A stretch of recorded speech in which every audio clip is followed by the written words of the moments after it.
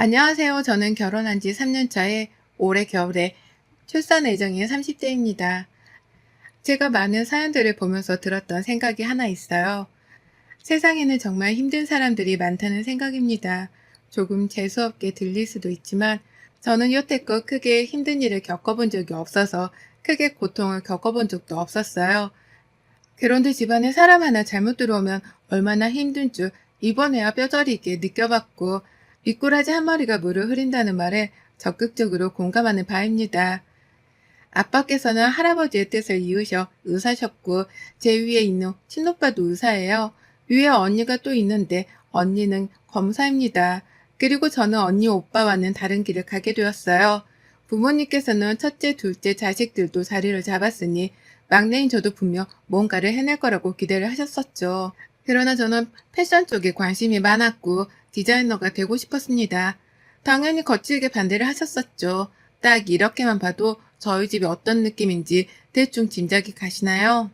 어렸을 때는 저희 집도 여느 가정집과 다름없이 화목하고 웃음이 가득했으나 진학을 앞둔 집안의 분위기는 정말 삭막했습니다. 특히 위에 언니 오빠들이야 부모님이 만족하실 만한 직업을 가졌으니 괜찮았지만 저는 달랐어요.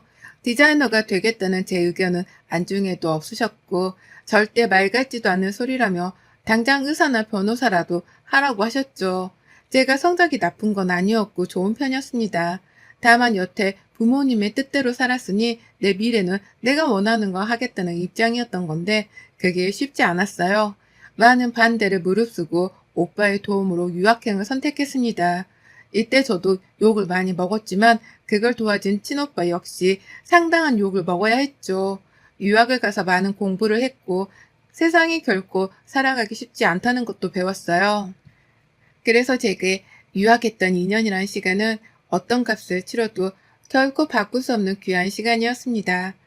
돌아와서 제가 원하는 패션 쪽 디자이너로 일을 할 수 있었고 나름 브랜드 쪽에서 알아주는 디자이너가 되었습니다.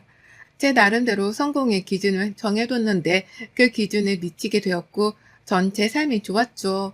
그러나 부모님에게는 그저 철부지 막내딸이고 말썽이나 부리는 막내딸이 되었습니다. 더 슬픈 건 유학을 가서 지금의 남편과 알게 되었고 유학 시절 서로에게 참 많은 도움을 주고받으며 호감을 가졌어요. 거기서 연인으로 발전할 수 있었으나 2년이란 시간에는 제 돈만 있는 게 아니라 친오빠의 돈도 도움도 있었기에 연애나 할 시간은 없다고 생각했죠. 그래서 남편에게 양해를 구했습니다. 내가 봤을 때 우리 서로가 호감이 있다고 느껴지는데 왜 사귀는 거 싫은 거야? 솔직히 상처도 받았고 당신이 나를 딱 그 정도로만 생각하나 싶어서 마음이 너무 안 좋거든. 그런 건 절대 아니니까 그렇게 생각할 필요도 없어. 나는 그냥 내 문제일 뿐이야. 대충 얘기해서 알겠지만 집안 반대 무릅쓰고 유학길에 올랐을 때 막막했었는데 나 도와주고 응원해준 게 우리 친오빠잖아. 오빠가 그렇게 도와줬기 때문에 유학하는 시간 동안은 정말 공부에만 집중하고 싶어. 그런 이유였다면 진작 말해주지. 어차피 한국 들어가는 시기도 비슷하니까 여기서는 지금처럼 지내고 한국 들어가서 다시 시작해보자. 고마워, 이해해줘서 정말. 남편에게 솔직한 속내를 털어놨더니 오히려 더 좋은 말을 해줬고, 저희 두 사람은 한국에 들어와서 자리를 잡은 후 진지하게 교제를 하게 되었습니다. 그런데 부모님은 제가 만나는 남자가 성에 차지 않는다는 이유로 또 저를 반대했죠. 이 사람과 무려 5년간 연애를 했고, 서로 공부하는 과정부터 시작해서 시작하는 과정, 그리고 성공하는 과정까지 옆에서 지켜보고 응원한 사이인데 말입니다. 정말 속상했어요. 부모님의 입장에서는 직업도 멋대로 정하고 하루아침에 유학 가버린 막내딸이 결혼이라도 원하는 집안과 해주길 바랬는데 그 뜻도 어겨버리니 정말 미운 딸이 되어버렸습니다. 그래도 친오빠와 친언니는 늘 제게 이렇게 말을 해줬어요. 수정아, 너라도 너 하고 싶은 거 하면서 원하는 대로 지금처럼 꼭 그렇게만 살아. 우리가 알아서 도와줄 테니까. 알겠지? 솔직히 정략 결혼한 입장에서 마냥 행복한 수간만 있는 건 아니거든. 그리고 너희도 알겠지만 난 장남의 아들이 하나라 어깨가 참 무거운데 동생인 너희는 나보다는 자유롭게 살았으면 좋겠어. 그래, 오빠 말이 맞아. 나도 부모님 뜻 거스르지 못하고 질질 끌려다니며 이렇게 바보처럼 살지만 수정이 너라도 자유롭게 살았으면 좋겠어. 그래서 언니는 너가 정말 디자이너로 성공한 지금 모습이 너무 대견스럽고 멋져 보여. 진짜? 늘 고마운 거 알지? 싸울 때는 아직도 죽일 듯 싸우지만 그래도 언니랑 오빠가 있어서 참 든든해. 아마 이 사람이랑 결혼하는 게 마지막 산일 것 같은데 이것도 잘 넘어봐야지. 도와줘라 정말. 다른 건 몰라도 결혼은 네 행복을 위해서라도 사랑하는 사람이랑 하는 게 맞아. 도와줄 테니까 걱정 마, 임마. 이제야 오빠 같네. 고맙다. 전 늘 말썽쟁이 어디로 튈지 모르는 막내로 부모님께는 비춰졌지만 언니와 오빠랑은 늘 상의를 했고 이렇게 도움을 받으며 헤쳐나갈 수 있었습니다. 긴 반대 끝에 결국은 또 제가 부모님 뜻을 거스르고 남편과 결혼을 했어요. 제가 결혼하고 나서부터는 솔직히 너무 행복했습니다. 결혼이란 게 이렇게 좋은 거구나를 느끼며 하루하루를 살았어요. 시부모님은 제게 너무 잘해주셨고 남편은 말할 것도 없었죠. 그런 모습을 보며 부모님의 꽁꽁 얼어버린 마음도 점점 풀리게 되었습니다. 제 남편이지만 정말 대단할 정도로 노력을 많이 해줬어요.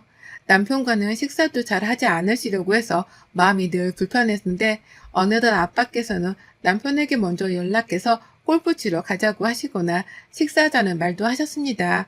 그런 모습을 보며 정말 다행이지 싶었고 시댁이 더 잘해야겠다 다짐했죠.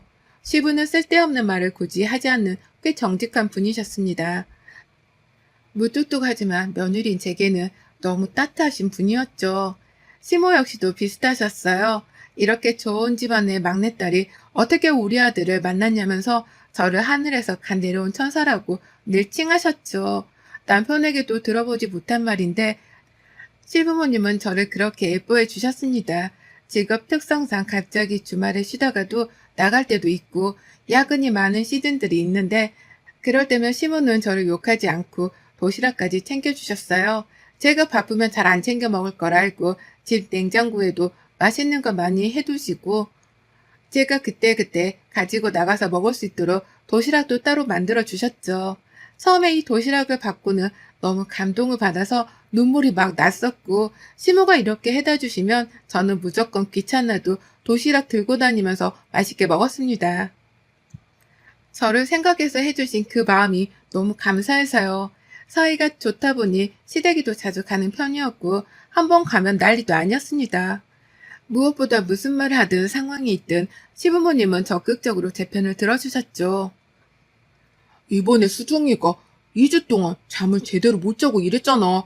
근데 하루는 얼마나 피곤했는지 소파도 아니고 거실 바닥에 외투도 안 벗고 그대로 자고 있는 거야. 화장도 안 지우고 자고 있어서 안쓰럽다고 생각하려고 하는 순간에 식탁을 보니까 컵라면 먹은 거랑 삼각김밥 먹은 게 있더라. 그래서 혼냈어, 내가. 아, 뭐야. 왜 그런 말을 해. 매일 그러는 줄 아시겠네.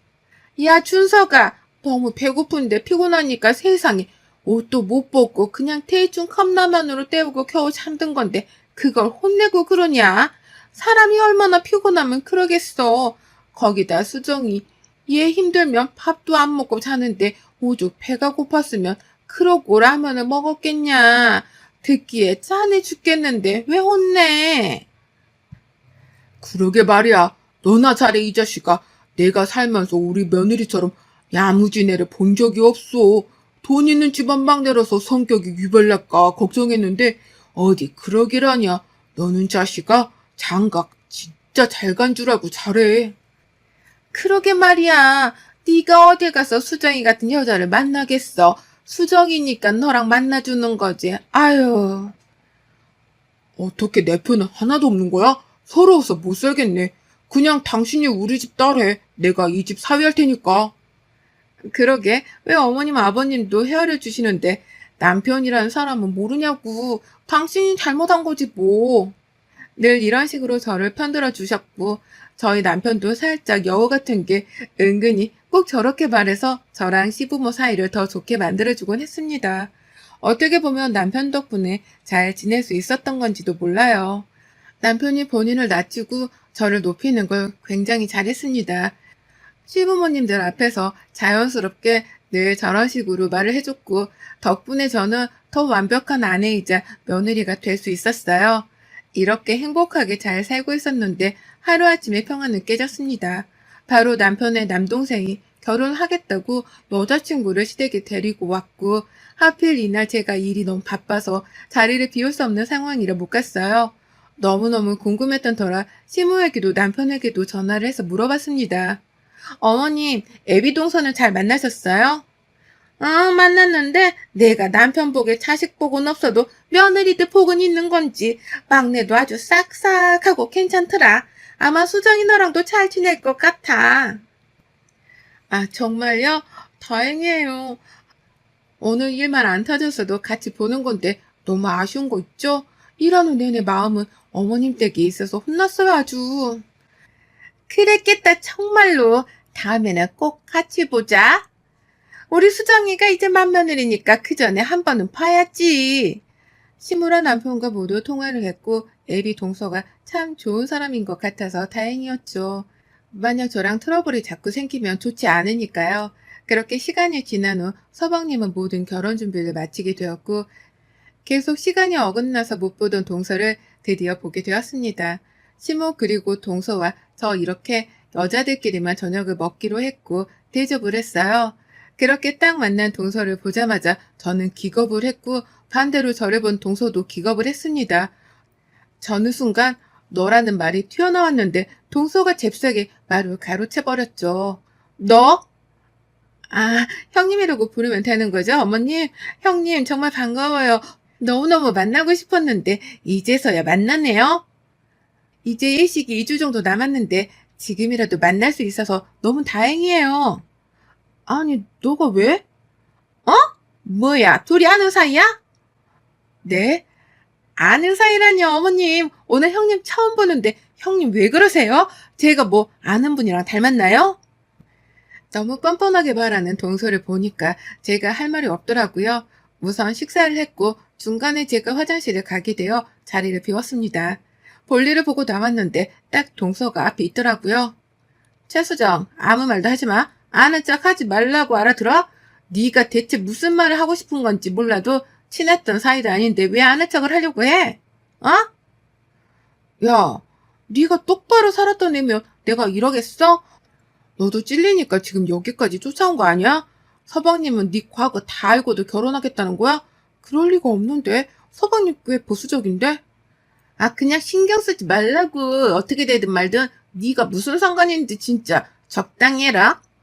차라리 빌지 그래? 그렇게 뻔뻔한 태도로 나오는 건 더 열받는데? 내가 정말 말하면 어쩌려고 그러시나? 우선 고민 좀 해봐야겠어. 서방님도 내 가족이라서 다치는 건 원치 않거든. 제가 화들짝 놀란 이유는 동서를 알기 때문이죠. 더 정확하게는 동서의 과거를 알아서였습니다. 제가 중학교를 다니고 있을 때 갑자기 저희 집 옆 주택에 누가 이사를 왔었어요. 근데 논란이 있었죠. 내용이 길지만 간추리면 동선의 부모님은 많은 사람들에게 사기를 쳐서 번 돈으로 그렇게 좋은 집에서 이사를 해서 살았어요. 그리고 동서는 부잣집 외동딸 행세를 하며 학교를 다녔었죠. 세상에 비밀은 없고 죄를 지었으면 죄값을 치르는 게 너무나 당연한 일이잖아요. 결국 그 부자 행세를 하면서도 많은 사람들에게 사기를 치던 동선의 부모님은 징역을 살게 되었고 동선은 하루아침에 소리소문도 없이 사라졌습니다. 한동안 동네에서는 정말 난리도 아니었던 일이었는데 그랬던 동서가 눈앞에 나타나니 얼마나 놀라웠겠어요. 저는 이 사실을 알면서도 숨긴 건 옳지 않다고 판단했고 남편에게 조심스레 말했습니다. 오늘 동서를 봤는데 내가 알던 사람이더라고. 나 중학생 때 우리 동네로 이사 왔거든. 아, 집이 잘 산다고 하더니 역시 그랬구나. 아니, 그게 문제가 아니라 근데 그게 다 동선의 부모님이 사기쳐서 번 돈으로 부자 행세하고 다니던 거였고 동서도 학교에서 부잣집 외동딸로 살았거든. 그러다 동선의 부모님은 징역 가시고 동서는 하루아침에 소리소문도 없이 사라졌었지. 근데 그런 동서가 눈앞에 나타나서 너무 놀랐어. 이걸 서방님이랑 어머님, 아버님께 말해야 할 것 같아. 그럴 리가? 정말 잘 산다고 하던데 뭔가 비슷해서 착각한 거 아닐까? 아니래도 걔가 이름도 바꾸고 다 바꿨지만 못 바꾼 게 하나 있는데 얼굴도 뜯어 고쳤어. 본 모습은 남아있었고 무엇보다 목 뒤에 큰 점이 있었는데 그거 그대로 있었어. 그뿐이야? 나 화장실 가니까 쫓아와서 아무 말 하지 말라고 거의 협박하던데? 그게 정말이야? 아, 그럼 말하고 알아봐야지. 그렇게 결혼하게 두면 안 돼. 남편은 처음에는 믿지 못하는 눈치였지만 이어서 말하는 제 말을 듣고는 뭔가 이상하다고 말하자고 했습니다. 그렇게 저희 부부는 시댁에 가서 서방님을 불러 이 사실을 말했어요. 제 얘기를 모두 듣고는 서방님이 발끈했죠. 그럴 리가 없어요. 제가 장인 장모님도 모두 만났었고 절대 그러실 분들이 아니에요. 뭔가 비슷한 사람들이랑 착각하셨겠죠. 저희 결혼할 때 비용도 그쪽에서 거의 부담하는데 사기로 징역 살다 온 사람들이 그 많은 돈이 어디 있겠어요? 전 제가 알고 있는 모든 사실을 말해준 거예요. 알면서도 모른 척 하는 건 정말 아닌 것 같아서요. 다만 선택은 서방님이 하실 몫이겠죠. 저한테 따라와서 그렇게 얘기까지 했으면 본인이라고 자백한 거나 다름없는데 그래도 못 믿겠다면 어쩔 수 없죠. 신중해야 해. 작정하고 속이면 왜 안 속겠어? 내일 당장 막내 불러서 다 같이 얘기하자. 결국 시부모는 신중할 문제라며 방방 뛰는 서방님을 진정시켰고 동서를 불러다가 다 같이 대화를 나누기로 했습니다. 어차피 다음날도 시댁에 와야 하는 상황이라 저희 부부는 시댁에서 하루를 묵었어요. 자고 있는데 누군가 저를 막 흔들어 깨웠고 눈 떠보니 동서였죠. 야, 너 내가 아무 말 하지 말라고 했지? 근데 다 말했더라? 시간이 얼마나 지났는데 우리 집이 아직도 그렇게 살 것 같아? 넌 내가 바보 같니? 그렇게 당당하며 가족들 앞에서 말해. 왜 자는 사람 방에 몰래 들어와서 이러고 있는 건데? 지금 네 모습 자체가 나 굉장히 두려워요. 무서워요 하고 있는 건 알지? 너 두고 보자. 내가 찍소리 안 하고 형님 대접 하려고 했는데 아무래도 넌 가만둘 수 없겠다. 그래, 어디 두고 볼게. 최선을 다해봐. 동서는 가족들과의 대화에서 솔직하게 말을 하더라고요. 형님 말이 다 맞아요. 저는 너무 어려서 잘 몰랐었죠. 근데 원래 부유하게 살았었고 투자하다 뭐가 잘못되면서 사기로 넘어가셨다고 하더라고요. 부모님 그렇게 징역 사셨고 저는 지인분들 보호 아래 다른 곳에서 새 출발하면서 살았어요.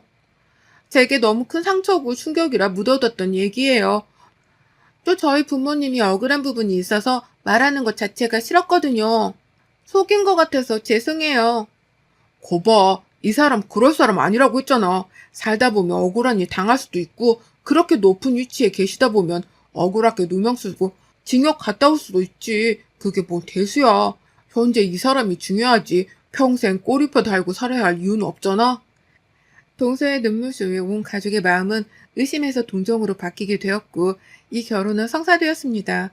저는 솔직하게 동서가 여전히 쇼를 한다는 생각이 있었기에 거리를 뒀고 남편에게도 절대 동거래를 하지 말라고 신신당부를 했어요. 동서도 서방님이든 말이죠. 그런데 어느 날부터인가 묘하게 시부모와 서방님이 저를 대하는 게 달라졌다고 느끼게 되었습니다. 사람이 촉이라는 게 있잖아요. 누가 봐도 제가 뭘 잘못한 것처럼 점점 변하는 게 느껴져서 기분이 불쾌했습니다. 뭔가 이상하다고 느끼고 있을 때쯤 시부 생신이라 오랜만에 온 가족이 모여 식사를 하게 되었어요. 평소에도 동서는 시부모 옆에서 아주 여우짓을 잘했는데 이날도 역시 그러기에 대단하다고 속으로만 생각하고 식사를 하고 있었습니다. 그런데 시모가 그날따라 뭔가 화가 잔뜩 나 있는데 겨우겨우 참는 것처럼 보여서 걱정스러웠죠. 시모는 뭔가를 말할 듯 말 듯 하다가 결국은 숟가락을 딱 내려놓고 제게 말했습니다. 수정이 너 나한테 거짓말한 거 있으면 솔직하게 말해. 지금이라도 말하면 내가 눈 감아줄 테니까. 정말 속에서 천불이 나서 밥을 못 먹겠네. 어허, 이 사람이 식사하는데 왜 그래? 따로 얘기를 하던가 해. 뭘 따로 얘기해? 여기 다 연관 내 식구들 아니야? 저요? 어머님, 제가 뭐 잘못한 거 있나요? 저는 모르겠는데. 몰라? 네가 왜 몰라? 어? 너희 집 그렇게 잘 산다고 부유하다고 들었는데 아니라며. 막내 부모님 징역 살게 한 것도 결국 너희 부모님 때문이라며. 사람의 탈을 쓰고 그렇게 사는 거 아니다 너. 정말 실망했다. 대체 무슨 소리인지 영문을 알 수 없어서 어리둥절한 상황이었습니다. 그때 동서가 무척 당황한 듯 동공 지진이 일어났고 침울을 말렸죠. 어머님, 여기서 이렇게 말씀하시는 건 아닌 것 같아요. 우선 고정하시고 따로 말을 해보시죠. 뭘 따로 말해? 말할 것도 없지. 넌 억울하지도 않아? 너희 부모님 옥살이 시키고 애네 집은 멀쩡히 저렇게 엘리트 집안이네 뭐네 하면서 살고 있는데? 동서가 지금 우리 집에 대해서 뭐 거짓말한 거야? 옥살이 시킨 게 우리 부모님이라고? 어이가 없네 진짜. 그럼 아니에요? 아니 우리 솔직해져 보죠. 솔직히 맞잖아요 형님. 제가 참고 살려고 했는데 억울해서 어머니께 살짝 말한 게 화근이었네요. 여태 왜 가족들이 저를 차갑게 대했는지에 대한 미스테리가 확 풀리는 동시에 순간 너무 열받는 겁니다. 안 그래도 밉상이던 저 동서가 없는 말까지 지어낸 게 너무 화가 났고 전 밥 먹던 숟가락을 동서 이마에 집어 던졌어요. 야, 네가 한설로 사면 뭐가 달라져? 한주연, 너 사람 잘못 건드렸어. 진짜 입 닥치고 조용히 살지 감히 누굴 건드려? 우리 부모님은 너희 부모님이 어떻게 생겼는지도 몰라. 주연아, 세상이 만만하니? 너 명예훼손뿐만 아니라 이것저것 다 뒷조사해서 어디 걸어줘봐. 너도 너희 부모님처럼 옥살이 좀 해볼래? 내가 최근에 하나 들은 게 있는데 너 애도 낳았다며? 그 애는 보육원에 있다던데 그렇게 살고 싶어? 뭐라고? 너 지금 무슨 소리 하는 거야? 거짓말 좀 하지 마. 어머님, 아버님, 그리고 서방님, 최근에 알았어요, 저도. 그래서 이걸 어떻게 말씀드릴까 했는데, 애도 낳았고 혼자 키우다 서방님이랑 결혼하려고 애 보육원에 버린 인간이에요. 대체 저랑 저희 부모님을 어떻게 보셨길래 저딴 거짓말을 믿고 이렇게 대하시는지 모르겠지만, 전 더 이상 이런 미친 애랑 얼굴 마주보고 싶지 않네요. 알아서들 하고 사세요. 동서에 대한 남은 실체까지 까발려주자 이혼을 당했더라고요. 그리고 서방님과 시부모에게 얽힌 채무 관계에 대해서는 고소를 당했죠. 남편은 제게 무례하게 대한 본인 가족들에게 진심으로 사과할 것을 요구했지만 전 받아주지 않았습니다. 그렇게 시간이 꽤 흐른 뒤에야 받아줬고 시부가 넉넉지 않은 형편임에도 불구하고 제게 1,000만 원을 쥐어주시며 아이 낳을 때 필요한 것들을 사던가 쓰고 싶은 것을 하며 진심으로 사과를 해주셨어요. 지금은 곧 태어날 아이와 남편만 생각하며 살고 있고 시부모와 서방님은 여전히 제 눈치를 보고 있습니다. 동서는 어디 가서 또 사기나 치고 다닐지 모르겠네요. 여러분의 생각은 댓글로 남겨주세요. 오늘도 시청해주셔서 정말 감사합니다.